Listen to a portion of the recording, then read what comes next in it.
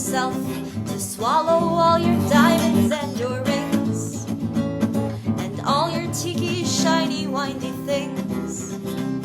Don't scare yourself, the photos in the newspapers are blurred. The radio is broadcasting a word. Beware yourself, your neighbors aren't neighbors anymore. They're leaning with a glass against your door. Take care of yourself and hoist into the air your disbelief. Just go ahead and give yourself relief. Get ready for your inner emigration. Get ready to feel alien inside. Consider all your social obligations, the borders of your foreign order bride. You won't ever have to leave your nation. You won't ever have to even try. Just make a secret inner emigration, and you won't ever have to say goodbye. Well, Hannah was at home in the Berlin cabarets of 32. But in 33 the weather turned, and the brown shirts all turned loose. And rumors, they were bad. Her stodgy lover, Alex, was getting scared. He heard his name was on a list for having red friends, brown hair. He wanted to get out, and Hannah could have gone with him to his family in Ukraine. But instead she took a walk out in the rain through her Berlin and thought about how this weather, it would pass, and how things had always worked out in the past. She made a kind of inner emigration. She started to feel alien inside with all the social marginalization. Her sense of place was starting to be tried, but she couldn't bear abandoning her nation.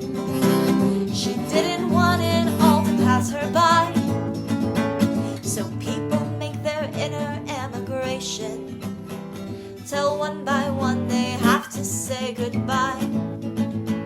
Well, Sasha had heard of the Emigration, and the talk wasn't just in the family anymore, but in the Kharkov streets there was a kind of time. "We're going home," said old Sminsky when he filled his application to leave. And Anya had already had family in Tel Aviv. But Sasha didn't know. 200 years among Slavs being called Hebrews, he knew they'd only be called Russians among the Jews. And on the Prospect Lenin autobus, he heard the Sminskys lost their apartment and were denied their pass. The weather seemed like it was never gonna pass. He chose to make an inner emigration. He chose to keep his alien inside, and all the bureaucratic frustrations. He chose to keep his status bona fide. And what's the bother of finding a new nation? A border isn't art, it's just a frame. Just make a secret inner emigration. The Holy Land and exile are the same. Anat was a Sabra, the daughter of a Sephardic kibbutzim nurse and a Yekka lawyer from Bonn. She fell in love with Kais, born in a PLO refugee camp in southern Lebanon, and they married in Cyprus. He almost got arrested living with her family in Kahn. So she tried wrapping her hair and serving coffee with his family. But that didn't work either. Then they thought about leaving to live with her cousin David in New York. But he and his boyfriend Patrick wanted to get married and were maybe moving to Berlin. So she went to the Jaffa beach and stared at the sea. And thought about how someday all this would pass. If only she could find someone to help Kais pass. Should she make an inner emigration? Tell me what you think she should decide. Considering the couple's situation, she she'd be better off as someone else's bride. But she and he comprise a kind of nation, the kind we build inside when we're alone.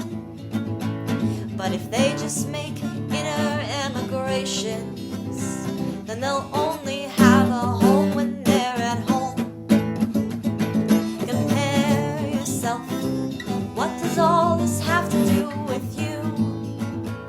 And how does your experience ring true? You're aware yourself. You aren't suffering anyone's regime. You're free to follow every little dream. Be fair to yourself. You needn't feel oppressed to be alone. You don't have to be driven from your home.